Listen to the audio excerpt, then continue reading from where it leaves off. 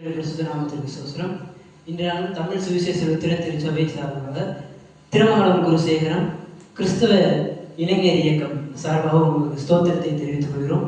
நாம் ஜெபம் செய்து ஆரம்பிக்கிறோம். எங்களை நேசித்து வழிநடத்துகிற அன்பின் பரலோக தகப்பனே ராஜா, இந்த நாளை கொடுத்ததுக்காக உங்களுக்கு நாங்கள் நன்றி செலுத்துகிறோம். ஆண்டவரே உங்களை ஸ்தோத்திரிக்கிறோம் தகப்பனே. ஆண்டவரே, இந்த நாளிலும் இந்த இளைஞர் இயக்கம் சார்பாக இந்த மீட்டிங்கை நீர் அரேஞ்ச் பண்ணி கொடுத்ததுக்காக உங்களுக்கு நாங்கள் நன்றி செலுத்துகிறோம். இங்கு இளைஞர்களாக வந்து உங்களுடைய நாமத்தை போற்ற, உங்களுடைய வார்த்தையை கேட்க நாங்கள் தகுதியற்றவர்களாக இங்கே வந்திருக்கோம். ஆண்டவரே, நீங்கள் எங்களை காத்துக்கொண்டு வழிநடத்துங்க. இந்த வேலையை ஆசீர்வதிங்க. நாங்கள் எங்கு சொன்னாலும் எங்கள் கூட இருந்து காத்துக்கொண்டு வழிநடத்துங்க. இயேசுவின் மூலம் ஜெபிக்கிறோம் நல்ல பிதாவே, ஆமென்.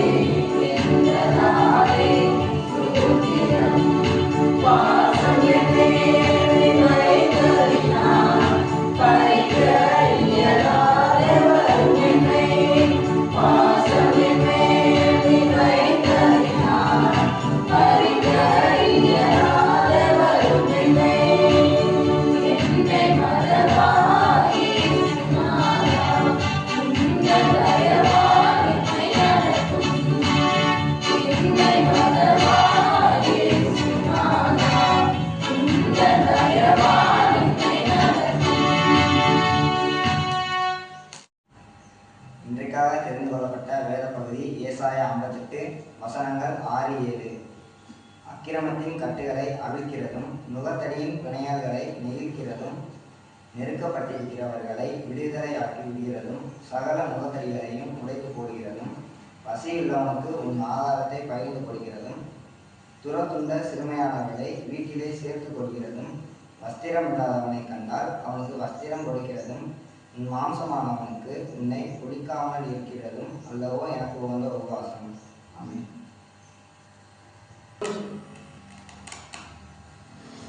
நாம் ஜெபம் செய்து கடவுளை வார்த்தைக்கு முன்பாக செய்வோம்.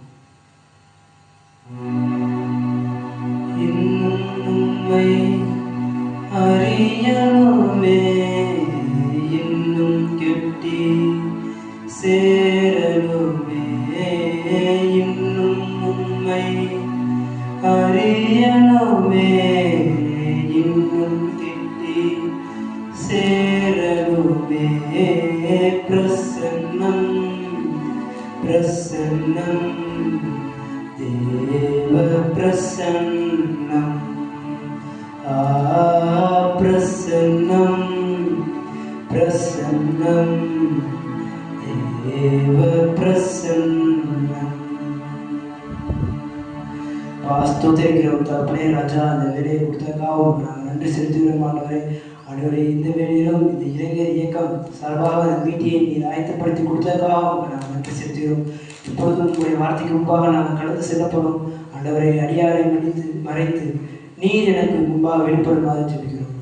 நீர் இந்த வேலையை ஆசீர்வதிங்க. இயேசுவின் மூலம் ஜெபிக்கிறோம் நல்ல பிதாவே, ஆமென். ஸோ நம்ம ஆண்டவர் வார்த்தைக்கு முன்பாக கடந்து செல்லலாம். இப்பொழுது நம்ம எந்த காலத்தில் இருக்கோம்னு பார்த்தீங்கன்னா, இந்த லென்ட் டேஸ் அந்த காலத்துக்குள்ள தான் நம்ம இருக்கோம். இந்த லென்ட் டேஸ், இந்த லென்ட் அப்படின்றதுக்கு ஒரு பாஸ்ட் பார்ட்டிசிபிள் என்னன்னா லென்ட், அதாச்சும் வந்து கடன் கொடு அப்படின்றது தான் அதுக்கான பொருள். இந்த லென்ட்ன்றதுக்கு கடன் கொடு. அப்போ இந்த லென்ட்னா என்னன்னா கடன் கொடுத்தார். கடவுள் நமக்கு கடன் கொடுத்தார். இப்போ நமக்கு யாராவது கொடுத்தோம் கடன் கொடுக்குறாங்கன்னா நம்ம வந்து நம்ம என்ன செய்வோம், திருப்பி அவங்களுக்கு செலுத்துவோம். இப்போ கடவுள் நமக்கு கடன் கொடுத்தார். கடவுள் நமக்கு என்ன கடன் கொடுத்தார்? கலாத்தியர் 1:4 என்ன சொல்லுன்னா, அவர் நம்மை இப்பொழுது இருக்கிற பொல்லாத பிரபஞ்சத்தை நின்று விடுவிக்கும்படி நம்முடைய பிதாவாகிய தேவனுடைய சித்தத்தின்படியே நம்முடைய பாவங்களுக்காக தம்மை தாமே ஒப்பு கொடுத்தார். He sacrificed himself for our sins. அவர் வந்து தம்மை தாமே நமக்காண்டி வந்து ஒப்பு கொடுக்குறாரு கடவுள். ஸோ கடவுள் வந்து நமக்காக ஒரு சாக்ரிஃபைஸ் பண்ணுறாரு. நாம் கடவுளுக்காக என்ன சாக்ரிஃபைஸ் பண்ணலாம் அப்படின்னா, எல்லாருமே ஒவ்வொரு சாக்ரிஃபைஸ் பண்ணுவாங்க. அதுவும் சாக்ரிஃபைஸ் அவர் செல்ஸ், நம்மளை வந்து கடவுளுக்காக நம்மளே ஒப்பு கொடுக்குறது. இல்லாட்டி நம்முடைய நேரத்தை, நம்முடைய டைமை வந்து கடவுளுக்காக ஒப்பு கொடுக்குறது. இல்லாட்டி நம்முடைய எண்ணங்கள், சிந்தனைகள், அதாவது நம்மளோட தாட்ஸை வந்து கடவுளுக்காண்டி ஒப்பு கொடுக்குறது. ஸோ இந்த மாதிரி சாக்ரிஃபைஸ் எல்லாம் நம்ம வந்து கடவுளுக்காக செய்யணும். இதுதான் அந்த லென்ட். கடன் கொடுத்தாரு, நம்ம அவருக்கு செய்ய போகிற அந்த கடனை நம்ம கடவுளுக்கு மறுபடியும் செலுத்துவோம். அதை வந்து இந்த சாக்ரிஃபைஸ் மூலமாக நம்ம பார்க்கணும். ஸோ இந்த 40 நாள், இந்த 2 டேஸ் ஆகி இந்த 40 நாள் தான் நம்ம எப்படி, அதாச்சும் சில பேர் முடிவு எடுத்துப்பாங்க, நான் காலையில் சாப்பிட மாட்டேன், நான் நான்வெஜ் சொல்ல மாட்டேன், இந்த மாதிரி. இது மட்டுமே இருக்காது. இந்த 40 நாள் மட்டும் தான் நம்ம அவருக்காண்டி சாக்ரிஃபைஸ் பண்ணணுமா அப்படின்னு பார்த்தீங்கன்னா, நம்ம வாழ்நாள் ஃபுல்லாக சாக்ரிஃபைஸ் பண்ணலாம். அதோட அந்த ப்ராக்டிசிங் டைம் அப்படின்னு சொல்லலாம், இல்லாட்டி ப்ரிப்பரேஷன் டைமாக இந்த 40 நாளை வந்து நம்ம எடுத்துக்கணும் அப்படின்னு சொல்லுவோம். இப்போ அந்த சாக்ரிஃபைஸ் பண்ணுறோம், சில பேர் தப்பாகவே இதை சாக்ரிஃபைஸ் பண்ணுவாங்க. நம்ம என்னன்னா, இந்த காலத்தில் மட்டும் பண்ணிட்டு இந்த 40 நாள் பண்ணிட்டு அடுத்து அதை செய்ய மாட்டாங்க. இந்த வசனம் அருமையாக சொல்லியிருக்கு. அதாவது சொல்லுவோம், நம்ம வந்து இந்த உபவாச காலத்தில் கடவுளுக்கு கூட இருக்கும்.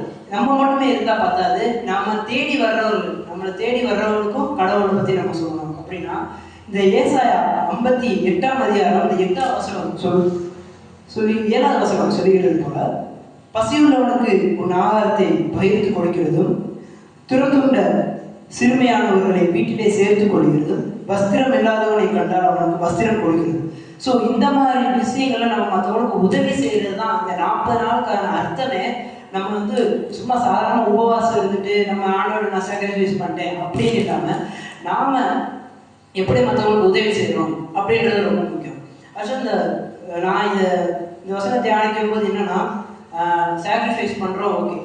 ஸோ கடவுள் நமக்கு எதை கொடுத்தாலும் நம்ம வந்து அதை ஏற்றுக்கணும். அது வந்து நம்ம வந்து இப்போ நோய் வருதுன்னா அது கடவுள் கொடுக்குறாரு அப்படின்னு சொல்லி நம்ம ஏற்றுக்கணும். அது வந்து நம்ம வந்து அதே ஆண்டவரே இப்படி கொடுத்தீங்க அப்படின்னு நம்ம வந்து போகாதபடிக்கு அதை குறித்து நம்ம வாழ்றதா இது பண்ணணும். இப்போ பைபிள் நிறைய குடும்பங்கள் இருக்கு. இந்த குடும்பங்கள்லேயே ஒரு சூப்பரான குடும்பம் எதுனா யோபுவோட குடும்பம். ஏன்னா யோபு வந்து எல்லாத்தையுமே சாக்ரிஃபைஸ் பண்ணான் கடவுளுக்காண்டி எல்லாத்தையும் பண்ணி பிள்ளைங்களை இழந்தான். எல்லா காரியத்திலையும் யோபு பெர்ஃபெக்டாக இருந்தோம். அவனுக்கு என்ன வந்துச்சு, சோதனை ஏற்பட்டுச்சு. அதை பார்த்தோம்னா யோபு 1ஆம் அதிகாரம் 14ஆம் வசனத்திலிருந்து பார்ப்போம். ஒரு ஆள் அவன் இடத்தில் வந்து எருதியில் உருகிற போது கழுதைகள் அவைகளின் பக்கத்தில் மேய்ந்து கொண்டிருக்கையில் சபையர் அவைகள் மேல் விடுத்து அவைகளை சாய்த்து கொண்டு போனார்கள். வேலையாட்களையும் பட்டய கருக்கினால் வெட்டி போட்டார்கள். நான் ஒருவன் மாத்திரம் தப்பி அதை உங்களுக்கு அறிவிக்கும்படி வந்தேன் என்றார். இப்போ பார்த்தீங்கன்னா இந்த 15ஆம் வசனத்தில் சபையர் அப்படின்ற கூட்டம் வந்து என்ன பண்ணுதுன்னா, நம்ம யோபுவோட வேலையாட்களையும் பட்டய கருக்கினால் வெட்டி போடுது. ஃபர்ஸ்ட் சாத்தான் வந்து நம்ம எல்லாத்துலேயும் பெர்ஃபெக்டாக இருந்தாலே நம்மளை சுற்றி இருக்கிற எல்லா காரியத்தையுமே முறியடிக்க தான் பார்ப்பான். யோபுவோட ஃபர்ஸ்ட் காரியம் என்னன்னா, அவனுக்கு கூட துணையாக இருந்தவங்க, அவனுக்கு வேலை செய்கிறவங்க, அவங்கள முதல் அவன் தாக்க ஆரம்பிச்சு.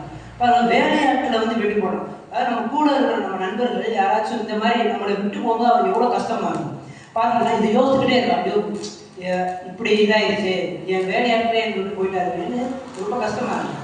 அடுத்த வசனம் 16ஆம் வசனத்தை பார்த்தீங்கன்னா, இவன் இப்படி பேசிக்கொண்டே இருக்கையில் வேறொருவன் வந்து வானத்திலிருந்து தேவனுடைய அக்கினி விழுந்து ஆடுகளையும் வேலையாட்களையும் சுட்டெரித்து போட்டது. நான் ஒருவன் மாத்திரம் தப்பி அதை உங்களுக்கு அறிவிக்கும்படியாது. சரி, நம்ம யோசிச்சுட்டே இருக்கோம், அடுத்த காரியத்துக்கும் போல யோசிச்சுட்டே இருக்கும்போது இவன் இப்படி பேசிக்கொண்டு இருக்கு. மறுபடியும் ஒரு பிரச்சனை வருது. என்ன பிரச்சனை பார்த்தீங்கன்னா, வானத்துல இருந்து அக்கினி கீழே இருக்கு. அது வானத்துல இருந்து வர்ற அக்கினி எல்லாமே நல்ல அக்கினியா அப்படின்னு சொல்ல கிடையாது. ஏன்னா பிசாசானவனும் வானத்துல சுத்திக்கிட்டு இருப்பான். அப்ப அந்த இடத்துல இருந்து வர்ற அக்கினி என்ன பண்ணுன்னா, அவனுக்கு முக்கியமா தேவையானது என்னது, அவனுக்கு வருமானத்துக்கு தேவையானதே ஆடுதான். அந்த ஆடுகளையும் அவனோட வேலையாட்களையும் சுற்றி எடுத்து கொடுக்கும். அவனுக்கு இப்போ செகண்ட் அவன் எதில் கை வைக்கிறான், அவனோட வேலையில கை வைக்கிறான். அவன் வேலை என்னது, அவன் ஆடு மேய்க்கிறான். அவன் வேலையில கை வச்சுட்டு அந்த ஆடுகளை ஃபுல்லாக எடுத்து போறான். ஸோ முதல் பார்த்தீங்கன்னா நம்ம கூட இருக்கிறவங்களை தொட்டு அடுத்து அவன் எதிர்பார்க்கலாம். நம்ம செய்ய போற வேலையிலிருந்து வந்து சாத்தான அதை வந்து குறுக்கிட்டு போறோம். அடுத்து இது யோசிச்சுட்டு இருக்கான். போச்சு, நம்ம முதல் வந்து வேலையாட்கள் போனாங்க, அடுத்து இந்த ஆடுகள் போச்சு அப்படின்னு யோசிச்சு கொண்டு இருக்கேன். மறுபடியும் வசனம் இப்படி சொல்லுது, இவன் இப்படி பேசிக்கொண்டு இருக்கையில் வேறொருவன் வந்து கழுத்தையை 3 பவுஞ்சாய் வந்து ஒட்டகங்கள் மேல் விழுந்து அவைகளை ஓட்டி கொண்டு போனாங்க. வேலையாட்களையும் பட்டிய கருகினால் வெட்டி போட்டார். இப்ப பாருங்க, கழுத்தையை 3 பவுஞ்சாய் சும்மா வர ஒரு 100 பேர் 200 பேர் வர 3 பவுஞ்சாய் ஒரு கொத்து கொத்தா வந்து என்ன பண்றாங்கன்னா ஒட்டகங்கள் மேல் விழுறாங்க. இப்ப பாத்தீங்கன்னா அவன் எதில் கை வைக்கிறான், ஒட்டகங்கள் மேல். ஆச்சு அந்த காலத்துல எப்படின்னா, நம்ம இப்ப எப்படி மாட்டுப்பால் குடிக்கிறோம் அந்த மாதிரி அவங்க எப்படின்னா ஒட்டகத்தோட பால் தான் குடிச்சிருப்பாங்க. செகண்ட் அவன் எதில் கை வைக்கிறாங்கன்னா, யோபோட உணவு. அவனுக்கு ஒரு வேளை உணவு கொடுக்கறது இல்லை, அந்த ஒட்டகம் அவனுக்கு வந்து ஒரு வேளை உணவு கொடுத்துச்சுன்னா அந்த ஒட்டகத்து மேல அவன் கை வைக்கிறான். சாத்தான் வந்து என்ன பண்றான்னா ஒட்டகத்து மேல கை வைக்கிறான். அவன் இப்படி யோசிச்சு கொண்டு இருக்க அவனோட எல்லாமே, அவனோட பிரச்சனை எல்லாமே சூழ்ந்து கொண்டே இருக்கு. அடுத்த வசனம் எப்படி சொல்றதுன்னு பாத்தீங்கன்னா, இவன் இப்படி பேசிக்கொண்டே இருக்கு வேறொருவன் வந்து உம்முடைய குமாரனும் உம்முடைய குமார்த்திகளும் தங்கள் மூத்த சகோதரன் வீட்டிலே புசித்து திராட்சரசம் குடித்திருக்கும் போது, அந்த சாப்பிட்டுக்கிட்டு இருக்கும்போது அந்த வீட்டு 4 முளையிலையும் காத்து பெருங்காற்று அடிக்கப்பட்டு எல்லாரையும் இறந்து போனாங்க. பாருங்க, அடுத்து எங்க சாத்தான் எங்க வரான், கடைசி அவன் வீட்டிலே கை வச்சிருக்கான். அவனோட பிள்ளைகள் மூத்த சகோதரன் வீட்டுல எல்லாம் நல்ல சந்தோஷமா இருக்கும்போது, எப்போ சந்தோஷமா இருக்கணும் அப்ப சாத்தானுக்கு பிடிக்காது. அப்போ வந்து கரெக்டா அந்த அவனோட யோபுவோட அந்த இதை பாருங்க, அவனோட வாழ்க்கை எல்லாமே அவன் இறந்துகிட்டே இருக்கான். யோசிக்க அவன் இறந்துகிட்டே இருக்கான். இப்படி யோசிச்சுட்டே இருக்கும்போது 2வது அதிகாரம் 9ஆம் வசனத்துல பாத்தீங்கன்னா, கடைசி அவர் ரொம்ப உடம்பு முடியாம அந்த உடம்பு ஃபுல்லா புண் வந்த போது அவன் மனைவி ஒரு வார்த்தை சொல்றான், நீர் இன்னும் உங்களுடைய உத்தமத்தில் உறுதியாக இருக்கிறவரோ தேவனை தூஷித்து ஜீவனை விடுங்க. கடைசி என்ன பண்ணா, அவன் ஒய்ஃபே நீ இப்படி பண்ணியது, நீ தேவனை தூஷித்து நீ இறந்துரு அப்படின்னு சொல்ற அளவு அவன் எவ்வளவுதான் ஆண்டவரிடத்துல விசுவாசமா ஜெபித்தாலும் அவன் கடைசி என்ன, ஒய்ஃபே நீ ஆண்டவரை தூஷிச்சுதான் இது அப்படின்னு. ஆனா யோபு அதெல்லாம் எனக்கு எல்லாத்தையும் தந்தவர் ஆண்டவர், அவர் எடுத்துக்கிட்டாரு. அவர் எனக்காண்டி சாக்ரிஃபைஸ் பண்ணாரு, அவர் எனக்காண்டி என் பாடுகளை அவர் சுமந்து இறந்துட்டாரு.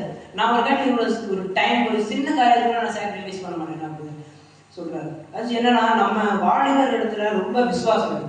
இந்த சங்கீதம் 119:9 கூட சொல்லுது, வாலிபனுக்கு மிக முக்கியமானது என்னன்னா ஆண்டவருடைய வசனம் தான். அப்ப வசனத்துல நம்ம கவனமா இருக்கணும். அதாவது நம்ம வந்து காதால கேட்கிறோம் நிறைய விஷயத்த, அது அப்படியே நம்ம செயல்படாம போயிடும். விசுவாசம் எங்க இருக்கிறதா கேள்வினால வரும். கேள்வினா வந்து கொஸ்டின் மார்க். நம்ம வந்து வெளியில கேட்கிற கேள்வினால வரும். அந்த விசுவாசம் வந்து கேள்வினாலே வரும். கேள்வி எங்க இருந்து வரும், ஆண்டவருடைய வசனத்தினாலதான் வரும். அப்ப நம் வாழ்வராக நாம வந்து இந்த 2 டேஸ் மட்டும் இல்லாம யோகு போல எவ்வளவுதான் நம்ம இறந்தாலுமே ஆண்டவர் இடத்துல அவன் எப்படி இருக்கான், அதே போல நம்ம வாழ்வு நாட்கள்ல நம்ம ஆண்டவர் இடத்துல எப்படி இருக்கிறோம் அப்படின்னு நம்ம பார்க்கணும். நம்ம எதெல்லாம் சாக்ரிஃபைஸ் ஆண்டவர்களா நம்ம எதெல்லாம் சாக்ரிஃபைஸ் பண்றோம்ன்றது நம்ம சிந்திக்கணும். நாம் ஜெபம் செய்து முடிக்கலாம். உங்களை நேசித்து வருடத்தில் அன்பின் பரலோகத்தை ராஜா, இந்த வேலையை கொடுத்ததுக்காக உங்களுக்கு நன்றி செலுத்துகிறோம். நீர் இந்த வார்த்தையை பேசினதுக்காக உங்களுக்கு நாங்கள் நன்றி செலுத்துகிறோம்.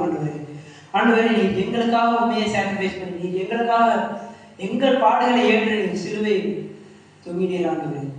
ஆண்டவரே, உமக்காக நான் உம்முடைய வேதத்தை வாசித்து உமக்கான நேரத்தை நாங்கள் செலவழிக்கிறோம். நீர் எங்களை ஆயத்தப்படுத்துமாறு வேண்டிக் கொள்கிறோம் சார்.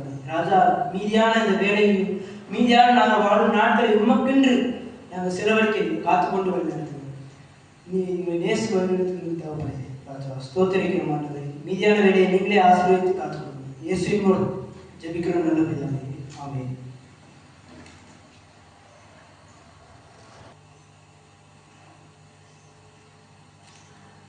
ஜெபம் செய்வோம். எங்களை அதிகமாக நேசித்து வழிநடத்துகிற அன்பின் பிதாவே, அப்பா இந்த நல்ல நாளை கொடுத்ததுக்காக அவங்களுக்காக நன்றி செலுத்துகிறோம் தகப்பனே. அப்பா இந்த வேலையிலையும் கூட நல்ல செய்தி கொடுத்ததுக்காக நன்றி அப்பா.